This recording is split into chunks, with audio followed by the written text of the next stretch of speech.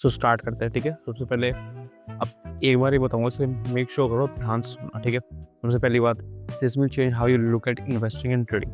तो ये वीडियो के अंदर जो भी मैं तुम्हें चीज़ें बताने वाला हूँ, ठीक है, वो लिटरली चेंज कर देंगे कि तुम इन्वेस्टिंग को कैसे देखते हो और ट्रेडिंग को कैसे देखते हो, ठीक है। बाय डिफॉल्ट तुम कैसे इन्वेस्टमेंट्स को देखते हो, कैसे तुम एज अ नॉन प्रोफेशनल या फिर अगर तुम्हें कैसे बैकग्राउंड आ रहे हो जिसके अंदर इन्वेस्टिंग, ट्रेडिंग या फिर फाइनेंस वर्ल्ड की कोई भी चीज़ इंक्लूडेड नहीं थी, तो तुम्हें किस तरीके से इन्वेस्टिंग को देखना है, किस तरीके से ट्रेडिंग को देखना है, कैसे इंटरनेट के ऊपर तुम्हें बताया जाता है और उसके अंदर रियलिटी के अंदर क्या डिफरेंस है, ठीक है। इन सब चीज़ों के बारे में बात करेंगे। तुमने ये चीज़ देखी होगी, नोटिस करी होगी, जब जब भी हम इन्वेस्टिंग की बात करते हैं ऑनलाइन जनरली उसको डायरेक्टली और इनडायरेक्टली कनेक्ट करा जाता है इन्वेस्टमेंट बैंकर से, ठीक है, पोर्टफोलियो मैनेजर से या फिर बहुत ज़्यादा प्रोफेशनल लेवल्स की बंदों से, ठीक है।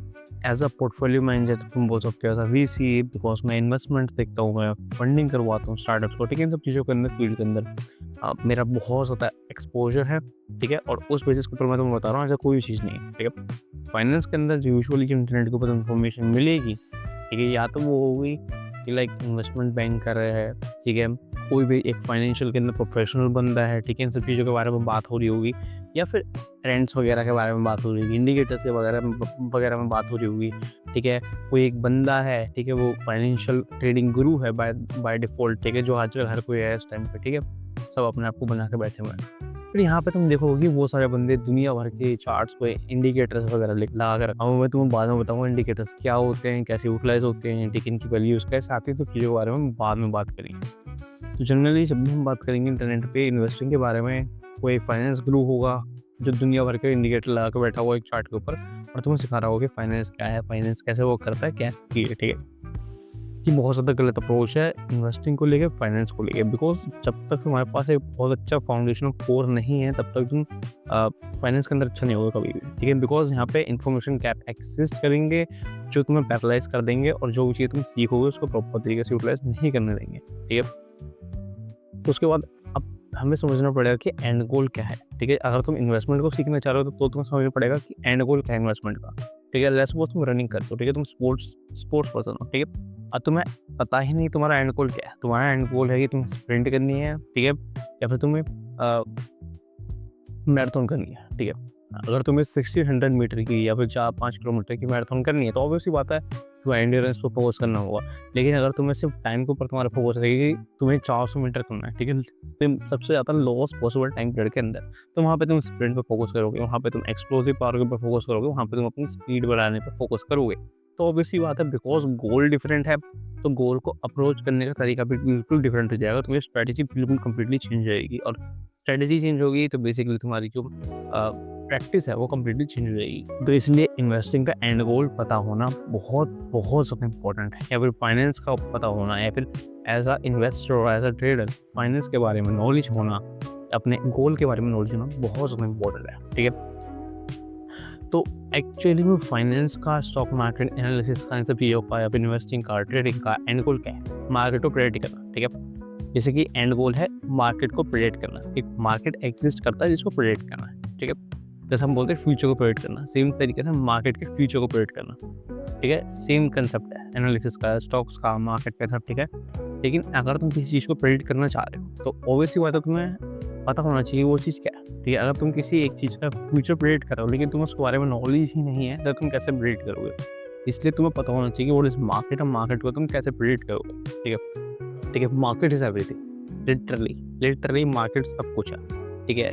एक मार्केट के अंदर टेक आता है, ट्रैवल आता है, प्रोडक्शन आता है, एजुकेशन आती है, बैंक आते हैं, दुनिया भर की सारी इंडस्ट्रीज, सारी एक्टिविटीज़, ठीक है, इकोनॉमिक्स के अंदर आती है। और इकोनॉमिक्स को ही हम मार्केट बोलते हैं, इकोनॉमी को ही हम मार्केट बोलते हैं। एक कंट्री की इकोनॉमी को ही हम मार्केट बोलते हैं और इकोनॉमी के अंदर सारी चीज़ आती है, ठीक है। चाहे तुम उसे डोमेस्टिक लेवल पे कर रहे हो, चाहे तुम उसे इंटरनेशनल लेवल पे कर रहे हो, चाहे तुम उसे मनी के लिए कर रहे हो, चाहे तुम उसको मनी के लिए नहीं कर रहे हो, ठीक है। जिस भी तरीके की एक्टिविटी हो रही है पूरे वर्ल्ड के अंदर, ठीक है, या फिर स्पेसिफिकली अगर हम इंडिया के अंदर बात करते हैं तो वो मार्केट बन जाएगा, वो इकोनॉमिक्स बन जाएगा, वो इकोनॉमिकल एक्टिविटी होगी, ठीक है। सिमिलर तरीके से अगर हम पूरे वर्ल्ड के अंदर बात करें तो पूरे वर्ल्ड के अंदर जो भी लोग चीज़ें कर रहे हैं, ठीक है, चाहे वो क्राइम हो, चाहे वो प्रोटेस्ट हो, चाहे वो गवर्नमेंट पॉलिसीज़ हो, चाहे वो जॉब हो, कुछ भी हो, ठीक है, ये सारी चीज़ें मार्केट के अंदर आएंगी, ठीक है। इसलिए मार्केट सब कुछ है, लिटरली लिटरली मार्केट सब कुछ है, ठीक है। मार्केट के अंदर सारी चीज़ें आती हैं वर्ल्ड के अंदर जितनी भी चीज़ें एग्जिस्ट करती हैं ऑब्वियसली मार्केट के अंदर आती है, इकोनॉमिकल मार्केट के अंदर आती है। ठीक है, जब मार्केट हर चीज़ है, ठीक है, तो तुम अगर मार्केट को प्रेडिक्ट करना है तो तुम्हें हर चीज़ को प्रेडिक्ट करना होगा। ठीक है, अगर तुम मार्केट को प्रेडिक्ट करना चाहते हो तो तुम्हें टेक को प्रेडिक्ट करना पड़ेगा, टेक्नोलॉजी कैसे डेवलप होगी। ठीक है, तुम्हें प्रोडक्शन को, कंजप्शन को, इकोनॉमिकल पॉलिसीज़ को, पॉलिटिकल पॉलिसीज़ को, ठीक है, इंटरनेशनल ट्रेड को और जियो पॉलिटिकल पॉलिसीज़, इन सब चीज़ों को, पूरा वर्ल्ड को प्रेडिक्ट करना हो, पूरे वर्ल्ड का क्या फ्यूचर होने वाला है उस चीज़ को तुम्हें प्रेडिक्ट करना अल्टीमेटली। ठीक है, जो लिटरली, ठीक है, ह्यूमनली पॉसिबल नहीं है, इम्पॉसिबल, ठीक है, कम्प्लीटली इम्पॉसिबल है। जस्ट फॉर मेरे रेफरेंस या फिर मैं किस तरीके से मार्केट को ऑपरेट करता हूँ, ठीक है, अगर हम उसके बारे में बात कर लें तो ऑब्वियसली बात है, मेरे पे यहाँ पे ऑलमोस्ट 300 से भी ज़्यादा की एलिमेंट्स हैं जिनको मैं देखता हूँ, उसके बाद प्रेडिक्ट करने की कोशिश करता हूँ। ठीक है, और अगर हम सब एलिमेंट्स की बात करते हैं तो वो लाइक लैक्स में 4-5 लाख जो तुम्हारे सब एलिमेंट हो सकते हैं, ठीक है, एक मार्केट के। तो की एलिमेंट्स क्या होते हैं? की एलिमेंट्स, लेट्स सपोज एक मार्केट है, उसके अंदर एक इंडस्ट्री एग्जिस्ट करती है, टेक के अंदर भी मल्टीपल बिजनेस एग्जिस्ट करते हैं और उस बिजनेस के अंदर मल्टीपल लोग एग्जिस्ट करते हैं। उन मल्टीपल लोग्स की इकोनॉमिकल एक्टिविटीज होती है जो एक दूसरे को कोरिलेट करती है, एक दूसरे को डायरेक्टली और इनडायरेक्टली अफेक्ट करती है। ठीक है, तो जो चीज़ें इनडायरेक्टली और अनडायरेक्टली इफेक्ट करेंगे वो सब एलिमेंट्स बन जाएंगे। ठीक है, इंडस्ट्री के अंदर बिजनेस, बिजनेस के अंदर बिजनेस एक्टिविटीज, ठीक है, वो की एलिमेंट्स बन जाएंगे।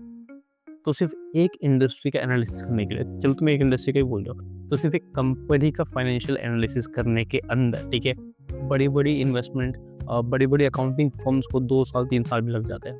ठीक है, जब हम कोर लेवल पे, बहुत ज़्यादा डीपर लेवल पे अकाउंटिंग होती है, इन सब की ऑडिटिंग होती है कंपनी में भी।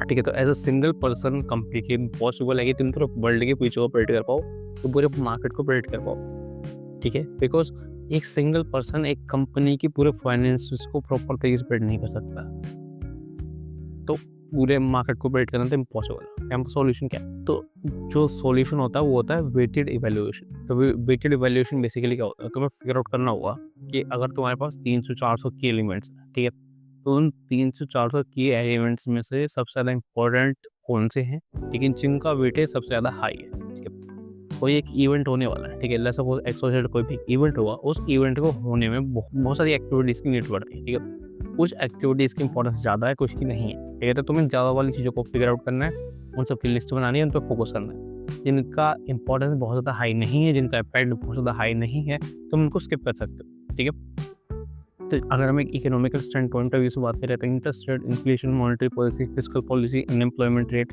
कंज्यूमर स्पेंडिंग, ठीक है, ये इंपॉर्टेंट चीज़ है। लेकिन अगर हम यहाँ पे ही नॉन इम्पॉर्टेंट चीज़ों के बारे में बात करें, इकोनॉमिक्स करना है, तो यहाँ पे DSGE मॉडल्स हो गए या फिर तुम्हारी pure theoretical money velocity equations हो गई। ठीक है, बहुत ज़्यादा कोर इकोनॉमिकल टॉपिक्स हो गए। ठीक है, इतना इंपॉर्टेंट नहीं है जब तुम मार्केट को बिल्ड करने के लिए जाओगे। So in nutshell you can predict 70-80% of the market with only 10% of the market knowledge. तो बेसिकली क्या हो रहा है कि तुम्हें पूरे मार्केट को अंडरस्टैंड नहीं करना है। अगर तुम मार्केट को प्रेडिक्ट करना चाहते हो, पहली बात तुम्हें पूरे मार्केट को प्रेडिक्ट नहीं करना। ठीक है, तुम्हें एक मार्केट के सबसेट को प्रेडिक्ट करना है। उस सबसेट के अंदर भी तुम्हें मल्टीपल कुछ पर्टिकुलर स्टॉक्स होंगे या फिर कुछ पर्टिकुलर सेक्शन होंगे जिनको प्रेडिक्ट करना है। ठीक है, तो यहाँ पे तुम्हें सिर्फ वेटेड नॉलेज चाहिए जो तुम्हारे सबसेट के लिए बहुत ज़्यादा इंपॉर्टेंट है, और उसके थ्रू तुम 70%, 80% मार्केट जो तुम्हारा सबसेट है उसके अंदर जो मार्केट एग्जिस्ट करता है उसका 70-80% प्रेडिक्ट कर सकते हो। ठीक है, जो बहुत ज़्यादा तुम बोल सकते हो एक इम्पॉर्टेंट भी चीज़ है और बहुत ज़्यादा अच्छी चीज़ भी है। ठीक है, so the key is to get the 10% of the market right and that is the hardest part of the entire thing. ठीक है, लेकिन जो 10% मार्केट एग्जिस्ट करता है, जिसको तुम जो वेटेड मार्केट है बेसिकली, या फिर जो वेटेड इन्फॉर्मेशन है जिसके थ्रू तुम मार्केट को प्रेडिक्ट करोगे, ये भी कोई आसान चीज़ नहीं है। And that also does not include technical analysis. Technical analysis can't predict the market because it is not made for that. ठीक है, तो मार्केट को प्रेडिक्ट करने के लिए टेक्निकल एनालिसिस नहीं बना है, तो तुम मार्केट को प्रेडिक्ट नहीं कर सकते हो। टेक्निकल एनालिसिस सिर्फ किसी भी ट्रेड के अंदर एंट्री और एग्जिट लेने के लिए बना हुआ है। ठीक है, और उसी के लिए तुम उसको यूटिलाइज कर सकते हो, और किसी भी पर्पज से यूटिलाइज नहीं करना है तुम्हें। ठीक है, अपनी पोजीशन को एग्जिट और एंट्री और एग्जिट, बेसिकली जो तुम्हारी पोजीशन उसके एंट्री और एग्जिट के लिए टेक्निकल एनालिसिस यूज होगा और किसी चीज़ के लिए यूज़ नहीं होने वाला है। ठीक है, तो इसका सिंपल से एक एग्जांपल लेते हैं, एक ऑफ रोड ट्रिप लेते हैं और एक ऑफ रोड कार लेते हैं। ठीक है, सपोज तुमको एक ऑफ रोड ट्रिप को प्लान कर रहे हो। ठीक है, तो उसकी प्लानिंग, उसके बाद तुम्हें कौन सी कार लेनी है, उसको कार को कैसे यूटिलाइज करना है, किधर जाना है, किधर नहीं जाना है, क्या क्या तुम्हें सेफ्टी गियर्स चाहिए, कितनी तुम्हारे पास नॉलेज होनी चाहिए, कितनी तुम्हारे पास टेरेन की नॉलेज होनी चाहिए, या तुम्हारे पास अपने रूट की नॉलेज होनी चाहिए, क्या सेफ्टी फीचर्स होने चाहिए तुम्हारे पास, या फिर बेसिकली सेफ्टी के प्रोडक्ट्स वगैरह होने चाहिए, टूल्स वगैरह होने चाहिए, ठीक है। ये सब आ जाता है तुम्हारा मार्केट प्रेडिक्शन के अंदर। ऑफ रोड कार का बेसिक एग्जांपल ये है कि तुम्हें लिटरली ये पता है कि तुम ऑफ रोड कार को कैसे ड्राइव करोगे, ठीक है। तुम्हें कैसे उसमें मैन्यूवर करना है, तुम्हें कैसे उसे अलग अलग डिफरेंट ट्रेन पे चलाना, ठीक है। ये सब चीज़ें आ जाती है ऑफ रोड कार, तुम एक तरीके से समझ सकते हो, वो आ जाता है पूरा तुम्हारा टेक्निकल एनालिसिस के अंदर, ठीक है। लेकिन जो तुम्हारा मार्केट प्रेडिक्शन होता है वो होती है पूरी ऑफ रोड ट्रिप, ठीक है। एक ऑफ रोड ट्रिप का एक बहुत छोटा पार्ट है तुम्हारी ऑफ रोड कार, ठीक है। तो इतनी ज़्यादा वैल्यूम नहीं है फाइनेंशियल मार्केट से ना टेक्निकल एनालिसिस की। सो बेसिकली वो 10% मार्केट क्या है, हर बंदे के लिए अलग है, हर बंदे के लिए डिफरेंट होगा। जो वो 10% मार्केट मेरे लिए दिखता है, ठीक है, उसका भी मैं तुम्हें एक सिर्फ छोटा सा पोर्शन दे रहा हूँ।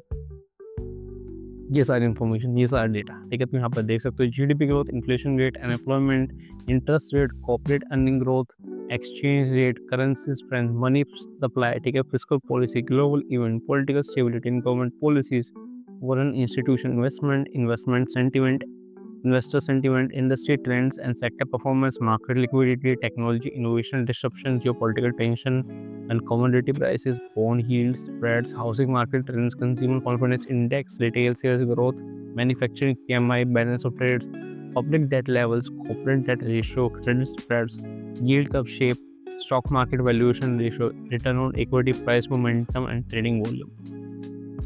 और ये एक बहुत छोटा सबसेट है, लिटरली मैंने उसमें सिर्फ 10% दिया है, जिनकी एलिमेंट्स को मैं खुद यूटिलाइज करता हूँ, खुद देखता हूँ, ठीक है। तो अगर तुम्हें ये बहुत ज़्यादा ओवरवेलमिंग लग रहा है, या फिर तुम्हें ऐसा फील आ रहा है कि यार ये तो बहुत सारा डेटा, इसको कलेक्ट करने में, इसको एनालाइज करने में बहुत ज़्यादा टाइम, बहुत ज़्यादा एफर्ट लगने वाला है, ठीक है, तुम लिटरली कुछ नहीं करो, ठीक है। ये तो कंपलसरी है, ठीक है, ये बहुत ज़्यादा कंपलसरी है, ये सबसे ज़्यादा हाईली वेटेड तुम बोल सकते हो एलिमेंट्स हैं, जिनका तुम्हें यूटिलाइज करना है, जिनका तुम्हें नॉलेज होनी चाहिए।